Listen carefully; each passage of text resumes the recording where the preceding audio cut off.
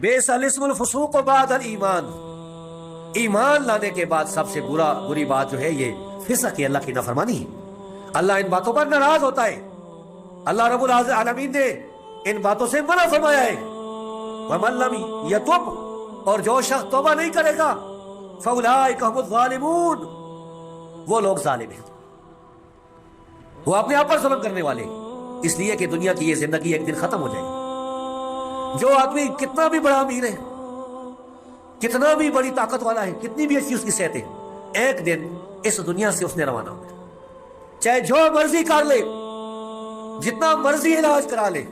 جتنی مرضی دوائیاں کھا لے، اور جتنی مرضی ہے اعلیٰ سے اعلیٰ چیزیں کھا لے، ایک وقت آئے گا جو اللہ رب العزت نے مقرر کر رکھا ہے، اجلہم فلا یستاخرون ساعۃ ولا یستقدمون، نہ تو ایک منٹ وہ پیچھے ہوگا اور نہ ایک منٹ آگے ہوگا۔ رب العالمین نے جو کر رکھا ہے وہ وقت آنے والا ہے، اور اس وقت پھر اللہ کے دربار میں جب پیش ہوگا یہ ظالموں میں سے ہوگا، اور ایسے ظالموں کے لیے رب العالمین نے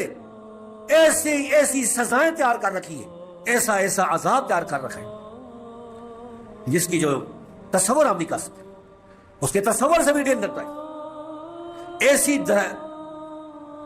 داغتی ہوئی آگ جو سینوں تک پہنچ جائے گی، ایسی آگ جو جسم کی کھالوں کو جلائے گی، مقرر کر رکھا ہے، وہ وقت آنے والا ہے، اور اس وقت پھر اللہ کے دربار میں جب پیش ہوگا یہ ظالموں میں سے ہوگا۔ اور ایسے ظالموں کے لیے ربما نزلت جلودہم بدلناہم جلودا غیرہا لیذوقوا العذاب، رب العالمین فرماتا ہے کہ جب ان کی کھالیں جلیں گی ہم دوسری کھالیں پیدا کر دیں گے، اسی کھال چمڑا جلے گا دوسرا چمڑا پیدا ہو جائے گا، تاکہ مسلسل عذاب کا مزہ چکھیں، مسلسل، اور یہ عذاب